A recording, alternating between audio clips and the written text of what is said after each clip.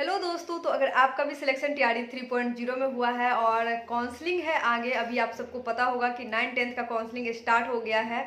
तो हस्बैंड जी आज ही काउंसलिंग करवा करके आए हैं और मधुबनी डिस्ट्रिक्ट में जिनका भी काउंसलिंग है तो वहाँ का कैसे लिया जा रहा है, मतलब वहाँ का जो किस तरीके से हो रहा है काउंसलिंग, कितना फाइल चाहिए, बायोमेट्रिक में क्या प्रॉब्लम आ रही है, किसी के साथ क्या दिक्कत हो रही है या कैसे लिया जा रहा है, सब कुछ डिटेल में इस वीडियो में बताएंगे।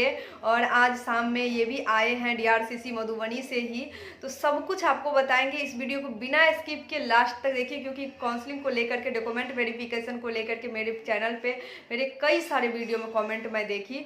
और आप सबको जैसे पता होगा कि मेरी ननद का सिलेक्शन 9-10 में हुआ है, तो उनका काउंसलिंग आज ही था। तो आप सब इस वीडियो में बने रहिए, डिटेल में हस्बैंड जी सारा चीज़ बताएंगे आप लोग को। हेलो दोस्तों, मैं अपने सिस्टर का आज 9-10 का काउंसलिंग करा कर आया हूँ। उनका इंग्लिश सब्जेक्ट से हुआ है और मधुबनी डिस्ट्रिक्ट अलॉट हुआ है। तो आज मैं मधुबनी डिस्ट्रिक्ट के डीआरसीसी में मैं गया था और जो टाइम स्लॉट अलॉट था आप उसी टाइम स्लॉट पर जाएं तो ज़्यादा अच्छा रहेगा, क्योंकि उससे पहले जाके भी आपको वेट करना पड़ेगा। और सेम टाइम स्लॉट से आप 10 मिनट पहले पहुँच जाएँ और डॉक्यूमेंट को सीरियली अरेंज कर दें, जैसे मैं अभी बताने जा रहा हूँ। देखिए, उसमें आपको जनरली मैं जो गाइड किया था, जो 3 सेट आपका जो वाटर मार्क वाले डॉक्यूमेंट्स थे उनका ले गया था, और 2 सेट जो नॉर्मली जो भी आपके ओरिजिनल डॉक्यूमेंट्स हैं आपके पास उसका जेरोक्स करके ले गया था। बाकी 3 फोटो की आवश्यकता होती है, तो 1-2 फोटो आप एक्स्ट्रा रख लें, 5 फोटो रखें। लेकिन वहाँ पे जो आपको डॉक्यूमेंट जो जमा होंगे, तो एक वाटर मार्क का सेट उन्होंने लिया और एक आपका जो प्लेन जो जीरोक्स किया था ओरिजिनल डॉक्यूमेंट का, जो आपके पास ओरिजिनल पेपर है उसी का जीरोक्स लिया। तो ये 2 सेट वहाँ पे जमा हो गया। साथ में आपको सभी डॉक्यूमेंट्स का ओरिजिनल लेके जाना है, क्योंकि क्या है कि आपको सभी के ओरिजिनल से वो मैच करेंगे और वेरीफाई करेंगे। यदि किन्हीं का देख रहा था मैं, यदि किन्हीं का डॉक्यूमेंट जो मिसमैच आ रहा था उसमें डॉटफुल डाल दिया जा रहा था, जिसका भी डॉटफुल डाल दिया जा रहा था उसमें परेशानी उनकी बढ़ रही थी। उनका तो काउंसलिंग एक तरह से कहिए कि इनकम्प्लीट काउंसलिंग हो रहा था वैसे कैंडिडेट्स का जिसका ओरिजिनल के साथ मैच नहीं कर रहा था। दूसरा चीज़ था कि मैं देखा कुछ कैंडिडेट्स का प्रॉब्लम जो बायोमेट्रिक में मैच नहीं हो रहा था। आप सबसे पहले जाएंगे तो आपको अटेंडेंस बनाने के लिए बोला जाएगा।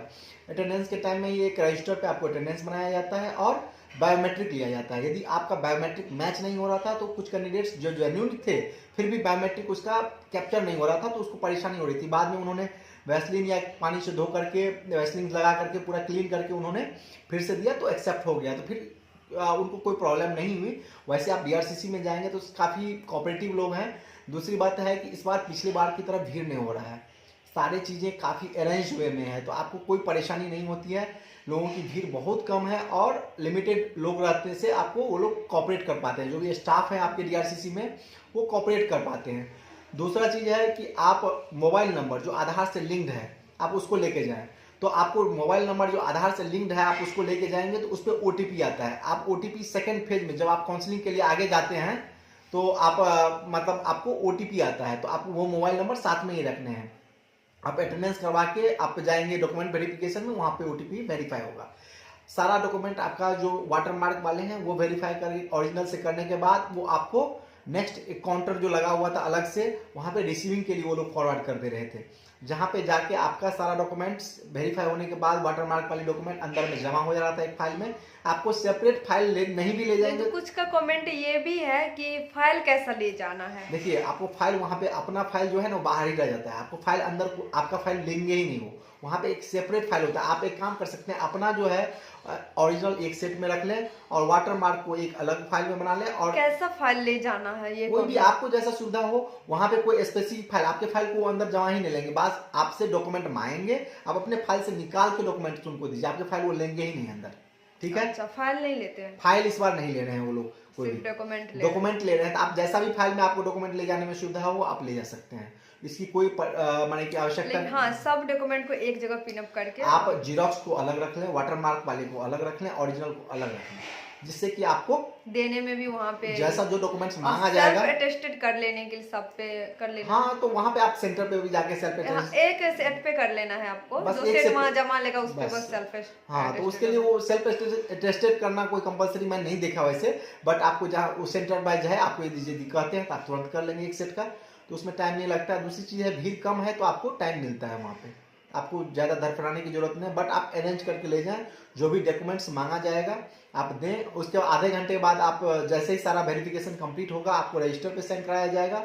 और उसके बाद आपको एक जो रिसीविंग होता है, जो वहाँ 3 कॉपी निकलता है, 2 या 3 कॉपी वो प्रिंट निकालते हैं, एक आपको दे दिया जाएगा साइन किया हुआ, बाकी वही में फाइल में लग जाता है। और एक बात है कि अगर थोड़ा सा भी आपके डॉक्यूमेंट में कुछ मिस्टेक है लेटर सब में, नाम में, तो आप एफिडेविट तो बनवा के ले ही जाइए। हाँ, वहाँ और पे फिर भी डाउटफुल में डालता है तो आपको नहीं घबराना। अगर आप जेन्युइन स्टूडेंट हैं, कैंडिडेट हैं, तो आपको बिल्कुल नहीं घबराना। ऐसा नहीं है कि आपका सिलेक्शन नहीं होगा, आपको जॉब नहीं मिलेगा डाउटफुल में डालने के बाद, ऐसा नहीं है। आगे प्रोसेस है, सब कुछ आपको बताया जाएगा। लेकिन आप जेन्युइन कैंडिडेट हैं, आप अगर एग्ज़ाम खुद से निकाले हैं तो आपको डरने की कोई बात ही नहीं है। वो डॉक्यूमेंट में अगर कुछ मिस्टेक भी है तो वो सही हो जाता है। देखिए, उन्होंने, मैं देखा जो कुछ लोगों का जो मिसमैच था, माइनर मिसमैच था नाम में, वो लोग एफिडेविट लेके भी आए थे, एफिडेविट के साथ उनका काउंसलिंग कंप्लीट कराया जा रहा था, उसमें कोई समस्या नहीं थी। दूसरी चीज़ है कि आप इतने सारे प्रोसेस कंप्लीट करने में काफ़ी ज़्यादा वक्त नहीं लग रहा है आपको। 1 से 1.5 घंटे में जो स्लॉट का टाइम है ना, वो स्लॉट पीरियड में ही खत्म हो जा रहा है। टीआरई 3 में सबसे अच्छी चीज़ यही है कि स्लॉट वाइज सबको बुला रहा है, उसी स्लॉट में पहुंचना है, जो कि टीआरई 1 और 2 में ऐसा नहीं था। इसीलिए टीआरई 1 और 2 में काउंसलिंग में बहुत ज़्यादा परेशानी हुई कैंडिडेट सबको करवाने में, क्योंकि एक ही साथ भीड़ इकट्ठा हो रहा था। यहाँ पे स्लॉट वाइज स्लॉट सब जा रहे हैं, 5 स्लॉट में काउंसलिंग हो रही है, तो सब आराम आराम से हो रहा है, टेंशन की कोई बात नहीं है और जल्दी कंप्लीट हो रहा है। और दूसरी चीज़ है कि आपके सारी चीज़ प्रक्रिया पूरी होने के बाद आपको रिसीविंग मिल जाता है, तो तुरंत अभी ट्रेनिंग के लिए नहीं भेजा जा रहा है। हाँ, आपको अगर कहीं दूसरे डिस्ट्रिक्ट से आप हैं तो पूरा तैयारी के साथ नहीं जाना है, आपको काउंसलिंग करवा के फिर अपने घर वापस लौट आना है। जैसा हम लोगों ने वहाँ से स्टाफ से बात किया तो उन्होंने बताया कि आपका मान के चलिए फरवरी में 15 तारीख के बाद 15 से 30 के बीच में आपको स्कूल अलॉट हो जाएगा। और उसके बाद हो सकता है कि आपको मैसेज के थ्रू ही आपको जो भी सेंटर अलॉकेट किए जाएंगे वहाँ पे ट्रेनिंग में जाना है।